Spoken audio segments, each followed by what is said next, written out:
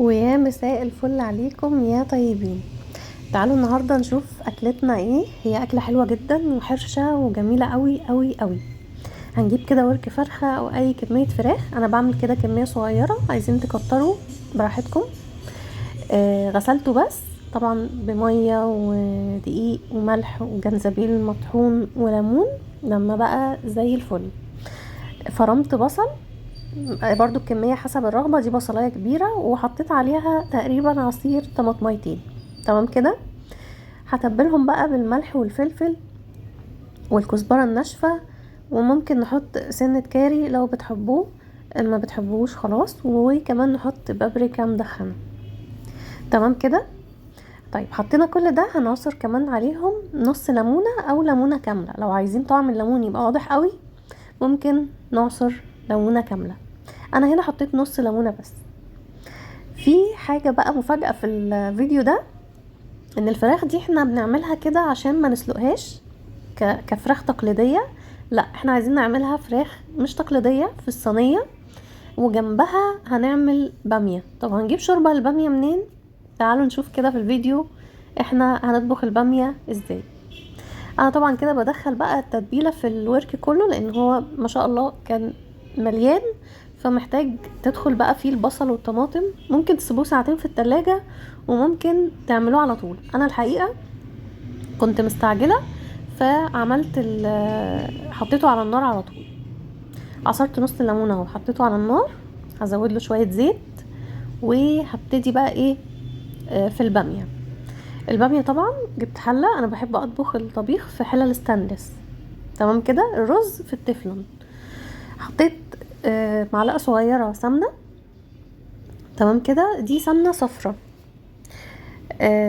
جايباها ومسيحاها وكده، وهحط شوية زيت صغيرين مع السمنة. وهبتدي بقى اعمل البامية بطريقتي المعتادة اللي هي محدش دقها الا وقال ايه الجمال ده. هنشوح البصلة مع شوية ملح صغيرين عشان تدبل في الزيت والسمنة دول. طبعا كمية البصل في البامية مش كتير، يعني دي ممكن تبقى بصلاية صغيرة. انا مش بحب البصل في الطبيخ يبقى كمية كبيرة قوي ويبقى يعني باين قوي في الاكل كده. تمام. هبتدي اشوحها بس يا دوبك تدبل، بس انا مش محتاجة ايه منها اكتر من كده. هنا احط شوية ملح صغيرين قد نص معلقة او ربع معلقة صغيرة، بس عشان يساعد البصل ان هو يتدبل بسرعة. وزي ما انتوا شايفينه كده بقى مصفر شوية.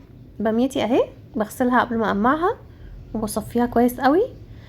الكمية دي انا طبعا بعمل كمية يعتبر لفرد او فردين او لفرد واحد على يومين، فحطيت نص الكمية دي اللي هي حوالي ربع كيلو. تمام كده. هشوحها بس يعني يا دوبك. هلفها كده في البصل والسمنة والزيت، الفهم بس كده مع بعض. وهبتدي بقى انزل عليهم بعصير الطماطم اللي انا طبعا مقشراها وضرباها. عايزين تصفوها بدل ما تقشروها تمام، بس يفضل ما يكونش فيه قشر فيها خالص.